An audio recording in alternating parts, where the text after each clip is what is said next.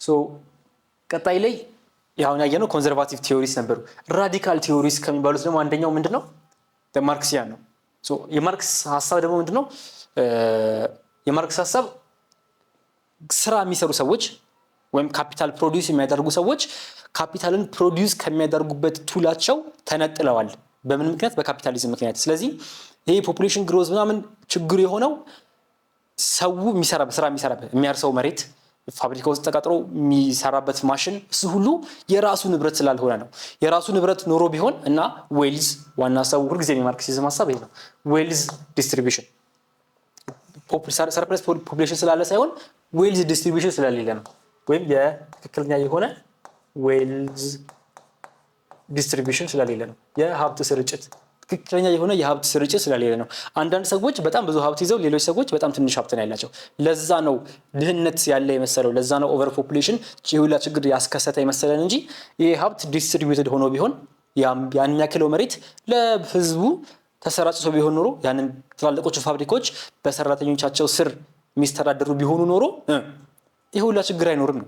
ሶ እንደ ፖፑሌሽን ግሮዝ ለፖፑሌሽን ግሮዝ የሚፈጥራቸው ችግሮች መፍትሄ ብሎ ያቀረበው ምን ነው? ዌልዝ ዲስትሪቢዩሽን ነው፣ ሀብትን ማሰራጨት። ቅድም ማልተስ ምን ነው ያቀረበው? ቼክን አይደለ ወይ? ፕሪቨንቲቭ ቼክ፣ ሰው ዘግይቶ እንዳይገባ ወይ ደግሞ በረሃብ በጦርነት እንዲሞት። እነዚህ ነገሮች ካሉ ህዝብ ስለማያድግ ማለት ነው። ይሄኛው ግን ማደጉ ችግር አይደለም፣ ችግሩ ዌልዝ ዲስትሪቢዩትድ አለመሆኑ ነው ከሚል ሀሳብ ነው የሚነሳው። ማን? ካርል ማርክስ ወይም የማርክሲያን ሀሳብ የሚባለው ማለት ነው። ካፒታሊዝም ሰርፕለስ የሆነ ፖፑሌሽንን ይፈጥራል። የሚፈጥረው ግን by separating the workers from the means of production ሰራተኞቹን ከስራ መስሪያቸው እየለያቸው ነው። ገበሬውን ከመሬቱ ነጥሎታል፣ ሰራተኛውን ከማሽኑ ለይቶታል። እነዚህ ናቸው ችግር የሆኑት ብሎ ነው የሚያስበው ማርክስ። ይሄን ከፈታን ፖፑሌሽን ግሮዝ ችግር አይሆንም። ኦኬ ሶ poverty results from a lack of access to subsistence not over population ችግር ሆኖ አይደለም ኦቨር ፖፑሌሽን ነው። ሶ ክላስ ስትራግል አለ ሁልጊዜ የሚነሳው በመሬት ያለው ሰው እና መሬቱ ላይ የሚሰራው ሰው የተለያየ ነው። ባለ መሬቱ ሰንበዲ ኤልስ፣ መሬቱን የሚያርሰው ደግሞ ሰንበዲ ኤልስ። አብዛኛውን ምርት የሚወስደው ማን ነው? ባለ መሬቱ ነው። አራሹ ጥቂት ነገር ብቻ ነው የሚያገኘው። ሀብቱ ግን ዲስትሪቢዩትድ ሆኖ ቢሆን ይሄ ትንሽ ገንዘብ ብቻ አግኝቶ ለቤተሰቡን እንዴትም ብሎ ከወር ለማድረስ የሚጠራው ሰውዬ የሚሰራበት ንብረት የራሱ ንብረት ሆኖ ቢሆን ተደላድሎ መኖር ይችል ነበር። ሶ ሀብቱን ማሰራጨት ነው የቀረን ነው የሚለው። ሶ ይሄኛው አንደኛው የራዲካል ከሆኑ ሀሳቦች ውስጥ አንደኛው ነው። ሌላኛው የቦሰረፕ ቲዮሪ ነው ወይም አግሪካልቸራል ኢንቴንሲፊኬሽን የሚባል ቲዮሪ። አግሪካልቸራል ኢንቴንሲፊኬሽን ወይም ቦሰረፕ ቲዮሪ ደግሞ የሚነሳው ምንድነው? የምትነሳው ኢሰር ቦሰረፕ የምትባል ሴት ጂኦግራፈር ነች። ምን ብላ ነው የተነሳችው? ኖ ፖፑሌሽን ግሮዝ መኖሩ ከፍተኛ የሆነ ፖፑሌሽን ግሮዝ መኖሩ ሪሶርስ ላይ ጫና ሳይሆን የሚያሳድረው እንደውም መፍትሄ ለመፍጠር ድህነትን ለማስወገድ እንደውም በጣም ጥሩ የሆነ መሳሪያ ነው የህዝብ ቁጥር እድገት ብላ ነው የምታስበው። ማልተስ ምን ነበር ያለው? የህዝብ ቁጥር ድህነትን ይፈጥራል ነው። ይሄኛው ደግሞ ቦሰረፕ ደግሞ የምትለው ምንድነው?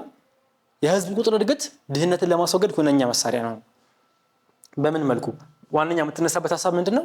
necessity is the mother of invention ሚል ኮት አለ መጽሐፋቸው ላይ ማለት ነው። necessity is the mother of invention ወይም ችግር ብልሃትን ይፈጥራል እንደማለት ነው። ሶ በጣም የምግብ እጥረት ካለ በጣም በከፍተኛ ሁኔታ እያደገ ያለ ማህበረሰብ ውስጥ ምግብ ለማምረት ወይም እርሻን ለመስራት እነዚህ ነገሮች በከፍተኛ ሁኔታ ጥረት ያደርጋል ይሄ ማህበረሰብ። ለምን? ስለቸገረው ወደ መፍትሄ ቶሎ ይሄዳል ወደ ሚል ሀሳብ አላት ቦሰረፕ። እና ኢኮኖሚካሊ በጣም ጥሩ ለሀገራት ጥሩ የሆነ ቱል ነው። ግን ስቲል እንደዚህ ብትልም ግን ኦቨር ፖፑሌሽን ከሆነ በጣም ከሚገባው በላይ የበለጠ ፖፑሌሽን ከሆነ ግን እሱ ችግር ሊሆን ይችላል የሚለውን ትቀበላለች። ልክ እንደ ማልትስ በጣም ከበዛ ችግር ሊሆን ይችላል፣ ግን ኔሰሰሪሊ መብዛቱ የድህነትን የሚያስከስት ነገር አይደለም። ድህነትን እንደውም ታክል ለማድረግ በጣም ጥሩ መሳሪያ ነው ብላ ነው የምታስበው። ሶ this perspective use people as resource ሰዎችን እንደ ሪሶርስ ነው የሚያዩት። ማልተስ ሰዎችን እንደ ጫና ነው የሚያያቸው፣ እንደ ችግር ነው የሚያያቸው። የቦሰረፕ ሀሳብ ግን ሰዎች ቱል ናቸው። ቱልነታቸው ሰዎች እንደ ሪሶርስ ናቸው። ሪሶርስነታቸው ምን ለማድረግ ነው? የምግብ ችግርን ለማስወገድ። ኦኬ ሶ ይሄኛው ሀሳብ ልክ እንደ ማልተስ ሁሉ ማልተስ ላይ ድህነት ነው ችግር ድህነት ነው ኦቨር ፖፑሌሽን የሚፈጥረው ወይስ ኦቨር ፖፑሌሽን ነው ድህነትን የሚፈጥረው? እና ደግሞ እሱ ብቻ ነው እንዴ ለድህነት ችግር መነሻ የሆነው ኦቨር ፖፑሌሽን ብቻ ነው እንዴ? ሌሎች ማህበራዊ ኢኮኖሚያዊ ጉዳዮች የሉም እንዴ ድህነትን የፈጠሩት? ለምን ኦቨር ፖፑሌሽን ላይ ብቻ ፎከስ ይደረጋል ተብሎ ከተነሱበት ክሪቲሲዝሞች እኩል የማልተስም የቦሰረፕም ክሪቲሳይዝ ይደረጋል ወይም ምንድነው ሐሳቡ ይሞገታል። ይሄም ከየት የመጣ ነው? ራፒድ ግሮዝ በተወሰነ መልኩ ነው በጣም በከፍተኛ መልኩ ኦቨርዌል ሊያደርገው ይችላል ወይም ሊያስጨንቅ ይችላል ሲስተምን።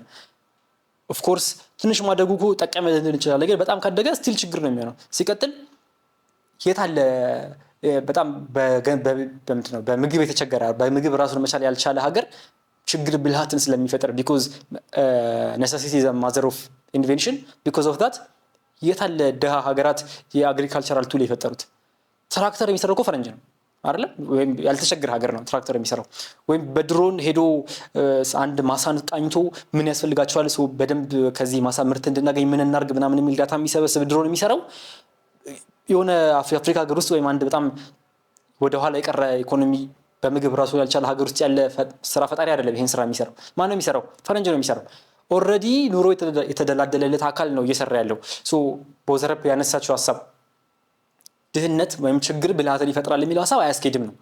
ችግር ያለባቸው ሰዎች ምንም ብልሃት እየፈጠሩ አይደለም። ኦልሬዲ የደላቸው ሰዎች ናቸው መፍትሄ እያመጡ ያሉት ለሌሎች ሰዎች። ሶ ይሄ ምን ነው የሚያሳየው? ሀሳቧ ኢኮኖሚካሊ ሳውንድ አይደለም ብሎ ነው የሚነሳው። የመጀመሪያው ክሪቲሲዝም ኢኮኖሚካሊ ሳውንድ አይደለም ብሎ ይነሳል የቦሰረፕ ሀሳብ ላይ። ሶ ሌላኛው የዣቪየር ሲመንስ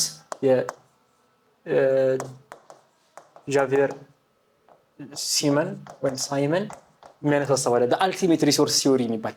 ሶ እስካሁን የማን አይተናል? የቦሰረፕን አይተናል፣ የማልተስን አይተናል፣ የማርክስን አይተናል። ሶ ዣቪየር ሲመንስ ደግሞ አልቲሜት ሪሶርስ የሚለው አልቲሜት ሪሶርስ ቲዮሪ የሚባለው ምንድነው? አብዛኛው ዓለም ላይ የምናያቸው ሰዎች ቱል ናቸው ወይም አብዛኛው ትልቁ ሪሶርስ ከቦሰረፕ ጋር ይገናኛል። የምናያቸው የፖፑሌሽን ግሮዝ ሪሶርስ ነው። ሪሶርስ ብለን ነው ማሰብ ያለብን። ትልቁ ሪሶርስ ከወንዛችን የበለጠ ይሄ አፈር እንዳይለማ ያደርጉብን ይችላሉ ብለን ከምንለው የፖፑሌሽን ግሮዝ ከአፈሩ የበለጠ ሰው የተወለደው ሰው የበለጠ ሀብት ነው። ከተጨፈጨፈው ዛፍ የበለጠ ትልቁ ሀብት የጨፈጨፈው ሰው ነው። ሶ የበለጠ ሰው ላይ ነው ፎከስ ማድረግ ያለብን የሚል ሀሳብ ነው የዣቪየር ሲመንስ አልቲሜት ሪሶርስ ቲዮሪ የሚለው። ሶ አልቲሜት ሪሶርስ የሚባለው ምንድነው? ሰው ነው። የመጨረሻው ትልቁ ምርጡ ሪሶርስ ሀብት የሰው ልጅ ነው ብሎ የሚያስብ የፖፑሌሽን ጂኦግራፈር ነው ዣቪየር ሲመንስ። አራት ቲዮሪዎችን አየን ማለት ነው አይደል? ሶ አራት ቲዮሪዎች አንደኛ የማልተስ ቲዮሪ አለ፣ የማርክስ ቲዮሪ አለ፣ የቦሰረፕ ቲዮሪ አለ እና የዣቪየር ሲመንስ ቲዮሪ አለ። ዣቪየር ሲመንስ ምን አለ? አራተኛው ቲዮሪ ነው እሱ የሰው ነው የበለጠ ትልቁ ሪሶርስ ነው። ቦሰረፕ ምን አለች? እንደውም ችግር ብልሃትን ይፈጥራል፣ የሰው ህዝብ ቁጥር ማደጉ ድህነትን አያስከስትም ነው። ሌላኛው ምንድነው? የማርክስ ነው። ድህነት የተፈጠረው በህዝብ ቁጥር ስለበዛ ሳይሆን ዌልዝ ሀብት ዲስትሪቢዩትድ ስላልሆነ ነው። በጣም ጥቂት ባለጸጎች አሉ፣ እነዛ ባለጸጎች ሀብቱን ሙሉ ይዘውታል፣ ለዛ ነው ትልቁ ችግር ብሎ ያስባል። ከዛ የመጀመሪያው ማን ነው? ማልተስ ነው። ማልተስ ይሄ ሁላ ችግር የመጣው ይሄን አገር በሙሉ ህዝብ ነው ብንቀንሳቸው የሚል ሀሳብ ያመጣ ሰው ነው። አራት ቲዮሪ ማለት ነው። ሶ ኮንዘርቫቲቭ ቲዮሪ እና ራዲካል ቲዮሪ ብለን እንከፍላቸዋለን። ኮንዘርቫቲቭ ቲዮሪ የኒዮናታል ከማልተስ ጋር ኒዮ ማልተስም አንድ ላይ ይነሳል። ኦኬ ሶ ማልተስ ስል ኒዮ ማልተስንም አንድ ላይ ያነሳውኝ ነው። ማልተስ ኒዮ ማልተስ፣ ከዛ ቦሰረፕ፣ ከዛ ማርክስ፣ ከዛ በኋላ አምስተኛ ላይ የዣቪየር ሲመንስ ማለት ነው። አምስት ቲዮሪዎች አሉ። የማልተስ እና የኒዮ ማልተስን አንድ ላይ ካደረጋችሁት አራት ይሆናሉ። ሶ የተወሰኑት የኮንዘርቫቲቭ ናቸው፣ የተወሰኑት ደግሞ ራዲካል ናቸው። ኮንዘርቫቲቭ የምንላቸው ማልተስ እና ኒዮ ማልተስን ነው። ራዲካል የቀሩት ሶስቱ። ሶ ያየናቸው ቲዮሪዎች እነዚህን ይመስላሉ። የማልተስ ቪው፣ ኒዮ ማልተስ ቪው እያንዳንዳቸው ምን ምን ነገሮችን አሰቡ የሚለውን ቦሰረፕ እንዴት ነው የምታየው፣ ማርክስ እንዴት ነው የሚያየው፣ ዣቪየር ሲመንስ እንዴት ነው የሚያየው የሚሉትን ነገሮች አይተናል ማለት ነው በዚህ ሰብ ቻፕተር። አሁን የተነጋገርነው ክሊር እንደሆነላችሁ ተስፋ አደርጋለሁ። ግን ጥያቄዎች ካሏችሁ ወይም እንዲጨመር እንዲቀንስ የምትፈልጉት ነገር ካለ ዲስክሪፕሽን ላይ ሊንክ አለላችሁ፣ እዛ ላይ ገብታችሁ ለዚህ ላየነው ነገር አስተያየት ሊሆን ይችላል፣ ጥያቄ ሊሆን ይችላል። ቀጣዮቹን ሌሎች ሳብጀክት አይነቶችን ለማግኘት ከፈለጋችሁ ዲስክሪፕሽን ላይ ባለው የመጀመሪያ ሊንክ ገብታችሁ አክሰስ ማድረግ ትችላላችሁ። ኤቭሪቲንግ ፕሮቫይድ ሊደረግ የሚችለው ማንኛውም ነገር ለእናንተ ለናሽናል ኤግዛም ፕሪፓሬሽንም ሆነ ለሬጉላር የክላስሩም ፈተናዎች የሚሆኗችሁ ሪሶርሶች ኤቭሪቲንግ ታች ላይ ታገኛላችሁ ማለት ነው። ሶ ዲስክሪፕሽን ላይ ያለው ሊንክ ቼክ አድርጉት። አመሰግናለሁ።